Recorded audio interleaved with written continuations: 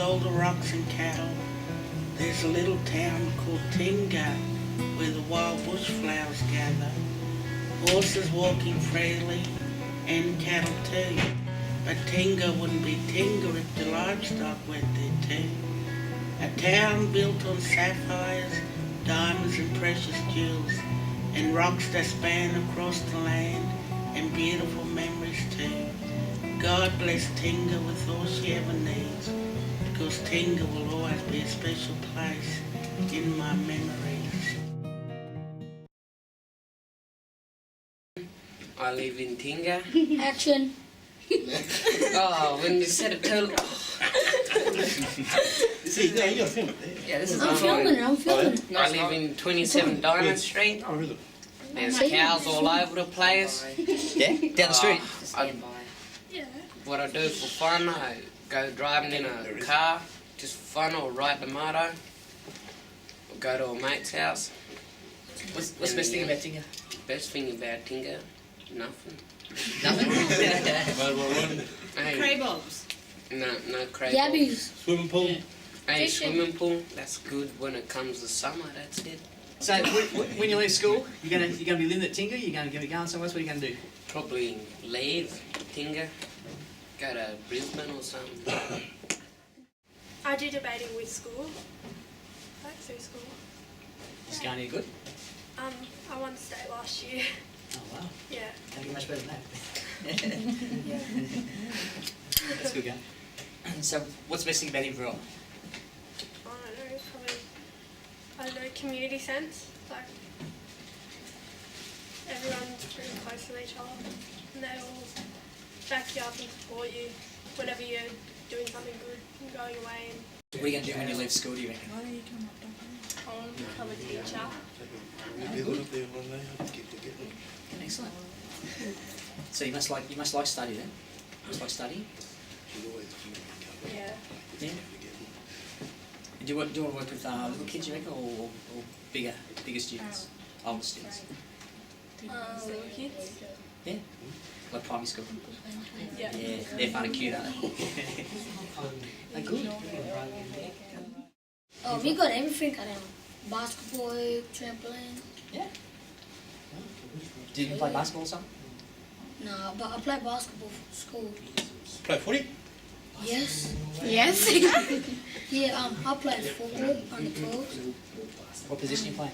I play 3 positions. I play wing, centre, and fullback. Mad playing football. And You're winning this year? yeah, we're on top of the ladder. What do you like about football?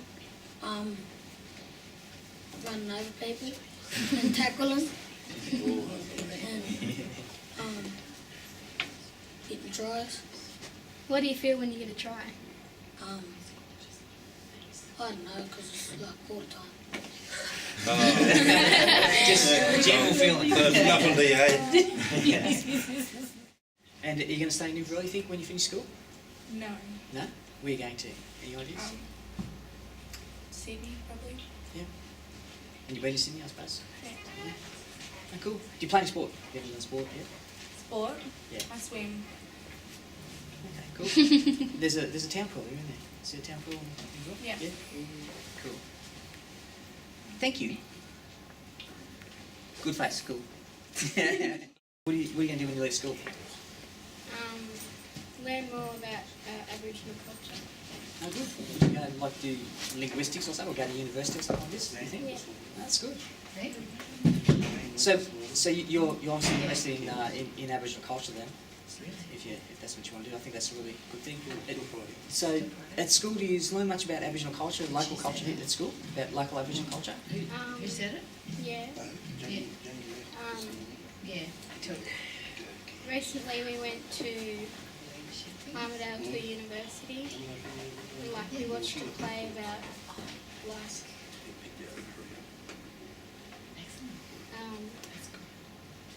like racism and discrimination.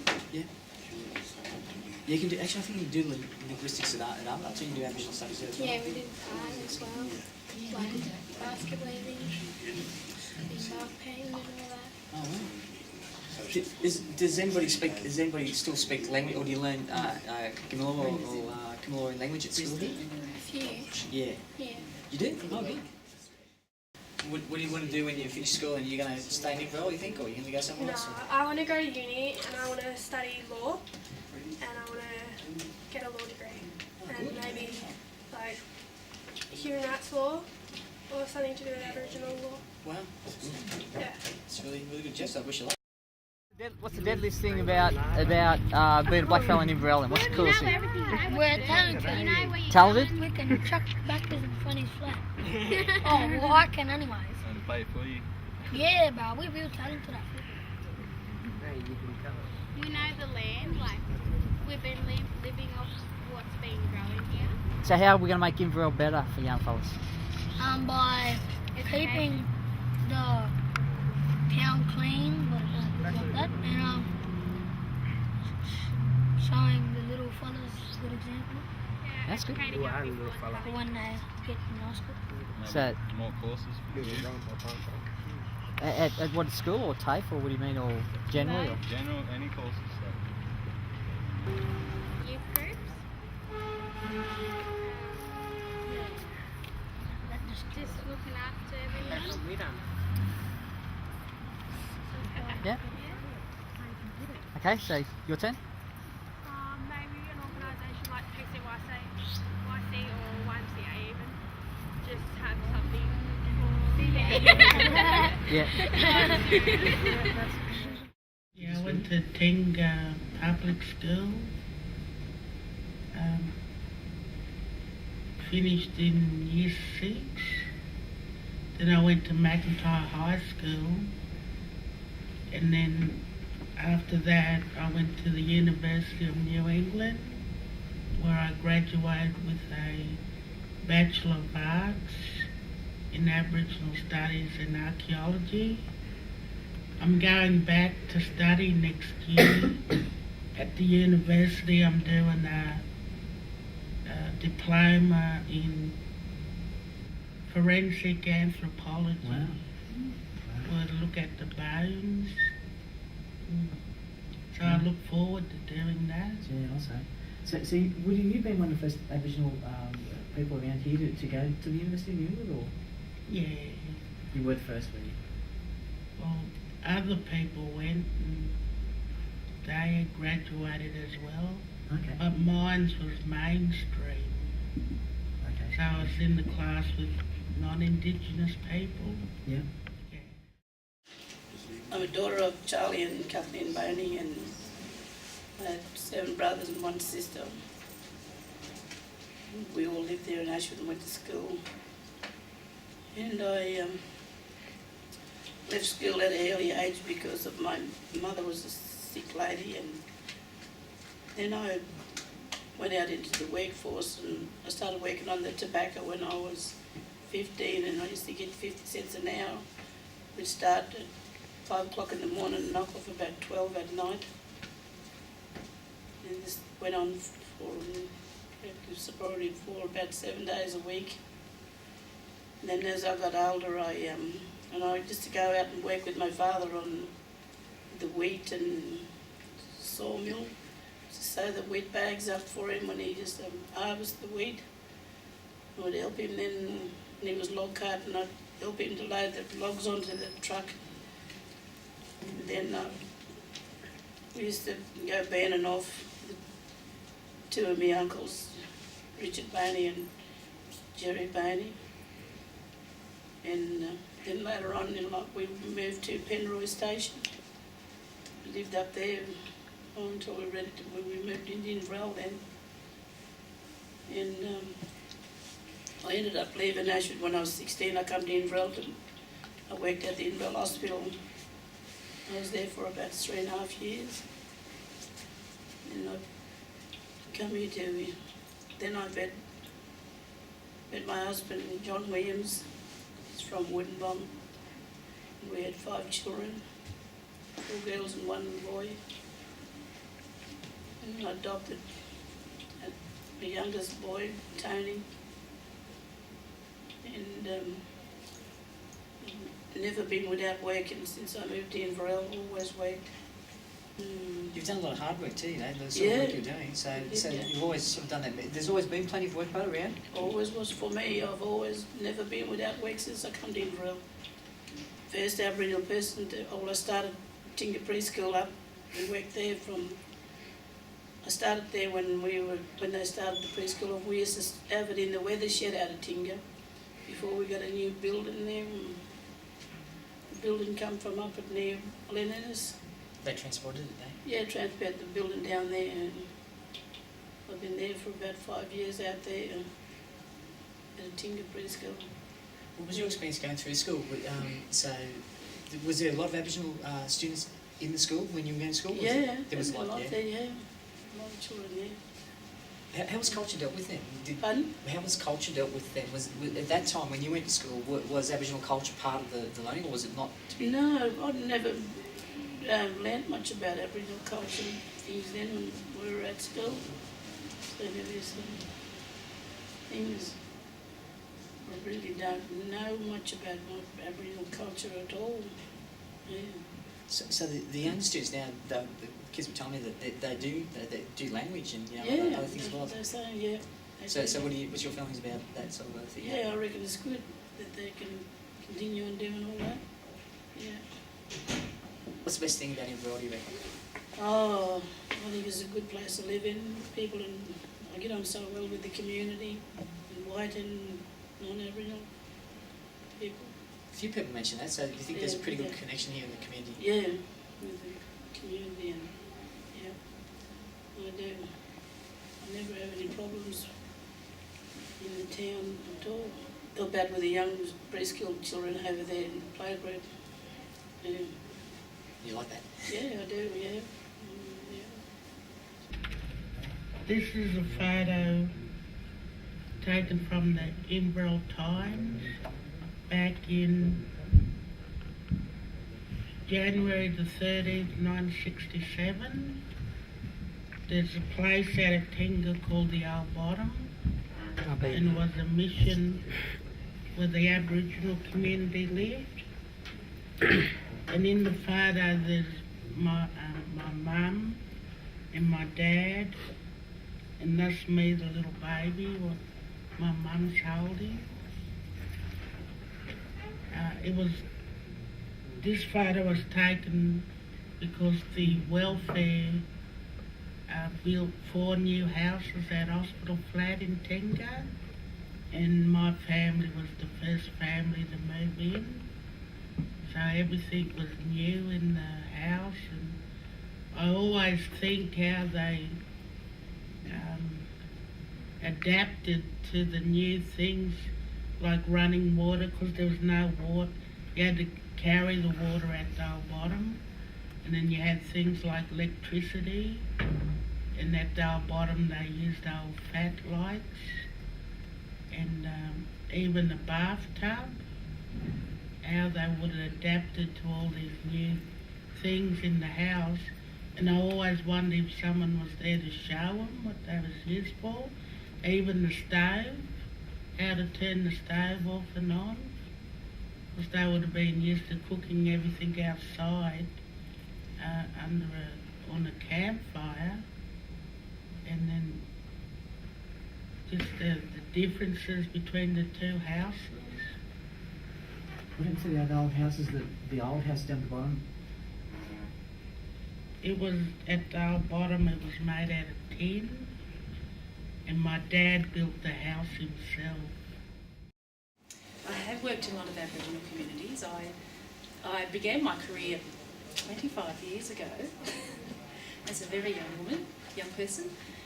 Right in Weewar I used to work, and then back then, 25 years ago, there was what they used to call a mission, an Aboriginal mission, the old term, and thank goodness they're not around anymore. And I used to go out and do some play groups with the little ones, and then I used to go out to Wobbegar and Pilligar and work with Aboriginal families out there. And then I moved to Sydney, and I worked in Western Sydney and worked in the Aboriginal communities around Western Sydney, which is quite different in the cities, quite difficult to be able to talk about things in the cities with Aboriginal people, very hidden, and found that was really quite concerning, because you never saw Aboriginal people around, yet they were there. Yeah. What are the communities out, like the Aboriginal communities out, like we were in that sort of place, like Burren, all those places, what were they like? Were there racism and that sort of thing? It's an interesting question. Because that's where my nan grew up around, Yeah. and she never really experienced any because it was kind of easier for her to not identify because she was lighter. Yeah. But a lot of her family were Aboriginal out there. Well, I worked in Round Junction and Wabigara and those places, but I also worked in the Northern Territory in the Red Centre, and I spent 10 years there working on all the remote communities with Aboriginal people, and it's such a contrast to working in New South Wales to going out there, and that there was racism around. And I grew up in Narrabri in the schools, and there was racism in the schools, and as the years have gone on and I've done more work in Aboriginal communities, I still see racism is still out there, but I think it's made some headways in that people talk more now. So how did you sort of get into making stuff about Aboriginal people and like going around and talking to people? Do they share a lot of stories with you, like their elders? Because I know like a lot around here are like still a bit hesitant to share their stories and that sort of thing because it was sort of oppressed back when they were younger. Yeah, that's a good question. It's a really complex question. I grew up in central Queensland, and my dad was a shooter trapper, and I lived literally in a tent, you know, and knew I know a lot of families around here because of my upbringing. So I know a lot of people in the different communities. But as you're saying too, also besides many elders don't want to tell you. I'm not initiated in some of these tribes. They're not going to tell me something anyway. So that's one side of it. The other side is that you've got to have cultural respect, haven't you? You know, and so things are in cultural contexts as well. But if you're lucky and you have the right attitude, you can often come into communities and have an engagement. Not just come into a community, but be engaged in the community. And when that happens, then you can get to know special stuff because it's actually for the benefit of, like I was talking about before, how you know stories that people don't tell and all that. So all that stuff is then becomes you know a cultural heritage for the people in the community. So many people invest in that. And I think working out in the Red Centre, the Aboriginal people out there want to talk and include you in so many different things, and I saw some magical things. I was involved in ceremonies. I was invited to be part of ceremonies, and they're very traditional laws out there, so I was able to be able to work a lot with elders, and they taught me a lot about their dreaming, and they actually painted up. I would talk to these women, particularly the old ladies, they're wonderful, and the old gentlemen. They'd be talking to me on their westernised clothes, and they had a ceremony and they're all painted up, and I didn't recognise them because they looked so different, and it was just very magical. But there's just so many more opportunities in Sydney and so many things you can learn and that sort of thing. Do you notice that here? Do you think, like living in a country place like Inverell, that maybe there's some opportunities that you can't have that you could have in, say, Sydney, for example? Yeah, I think there's probably a lot of educational opportunities, more so in Sydney, but then there's also for students out of the country. There's opportunities to go away to places like Sydney or Brisbane and go experience stuff like that. Yeah. Maybe even just the height of education in the city, like because there's heaps of selective schools and private schools and all that sort of stuff, and there's not really anything like that out here. You've got to a high level with education. Do you have any anything to tell the young ones about education? Yeah, I like to tell them to keep going to school and do their work and to follow their dreams. Because when I went to Macintyre High, I was in English. I was in the lower class in number 5, and I wanted to stay there because all my friends were there. But the teacher seen in me the potential, and she asked me, did I want to go up to English too? And I said no, because I want to stay with my friends. And I often think, if I'd have went to English too, how better off I'll be, because I would have been a better poet, better writer. When I went to uni, I would have known what all the terms mean, like metaphors and similes and everything like that. So you mightn't see the potential in your life, but other people can. And when they tell you, encourage you, you should take the opportunity and move forward. Good. My name's Benjamin Mackay. I'm from Tinga, a little town out in Inverell. Can you tell me about a shed where you've been doing some training? Is it like mechanic and that sort of stuff? Yeah, I'm doing a course at the moment out of Bundara. It's called Crossing the Divide. And it's you do your year 11, 12 and your Cert 2 in automotive over 2 years. Plus you get to work on your own vehicles. At the moment I'm painting up my own 84 model Hilux. Okay. Putting a brand new paint job on it. Cool. Has she got big fats on and driving lights and all that? No, not at the moment. It doesn't even have an engine at the moment. But I'm working on it. Yeah, good. Go up to the park and play shots like basketball. Oh yeah, yeah. Yeah, actually tall fella, you're probably pretty good too, eh? What else do you like to do? Young Michael. Young Michael Jordan.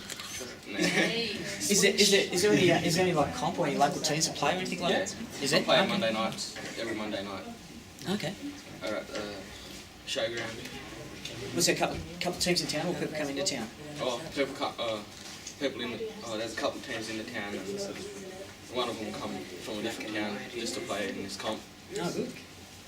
Yeah, I dance and I have to go to Melbourne in December for hip hop. So doing hip hop? Yeah. Who's your favourite hip hop Aussie band? Fun? Who's your favourite Aussie hip hop band? Who's your favourite dancer? Michael Jackson. They like Little Wayne. Do you like Hilltop Hoods or anybody? No, any famous? What's that deadly Koori band for Sydney? What are they called? Do you know there's a Koori band out of Sydney? Do you know what they're called? What are they called? They're cool. There's one in Melbourne, It's Your Choice, Have a Voice. What's their name? It's Your Choice, Have a Voice. Oh yeah, I heard them too. They're good, aren't they? Yeah. That's what I got chosen to go up there and dance with them. Oh, that's good. Do you know about NITV? Yeah. So is there anybody watching NITV? Yeah. No, it's pretty good, eh? So there's opportunities for dancers and musicians and singers. What do you think you want to do? What are you going to do when you leave school? Have you got any ideas about what you want to do yet? Be a basketballer or you didn't do a lot of sports and sports? Yeah. Maybe dancing too, eh? I mean, there's careers in dancing as well. Yeah. Yeah. So you like it here? You like the area? Yeah. Yeah. But I'll probably be leaving when I finish school. Probably go to somewhere bigger where there's something bigger for sports and like basketball, soccer, cricket and... So you pretty want to do that as a profession, you want to be a sportsman? Yeah. So what were you doing in Newcastle? What's different in Newcastle that you did? Well, up here, in Newcastle you can just like walk around, go to heaps of places and stuff. Here if you can just walk straight out of town, nowhere to go. Yeah, so you reckon you walk down the end of the street and you're out of town? Yeah. There's better shops down there, stuff like that, more people to get along with. So what are you interested in? Just general interest, I mean. Generally, just drama, acting, stuff like that. Okay. Best thing about Newcastle? The best thing about Newcastle? Probably all the shops. So shopping? Yeah. Cool. You're saying you like shopping? Yeah, love shopping. But Inverell doesn't have any good shops. Does it? Where are the good shops? I like going to Inverell. Ah, so Arnold's got better shops, is it? Yeah.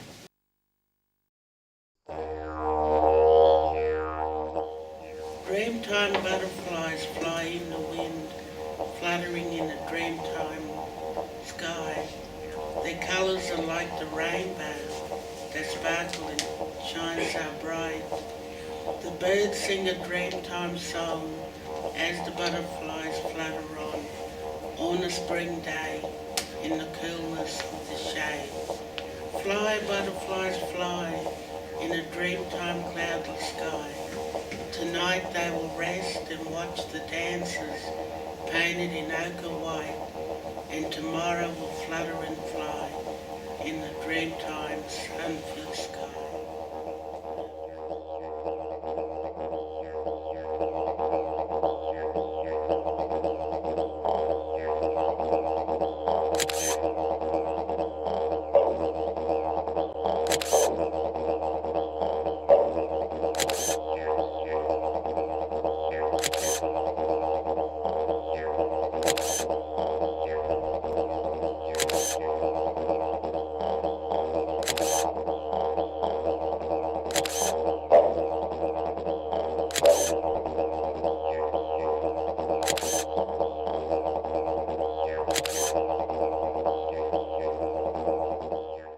So does everybody feel like they belong to the country? You all feel like this is your place, your country, the people come from here?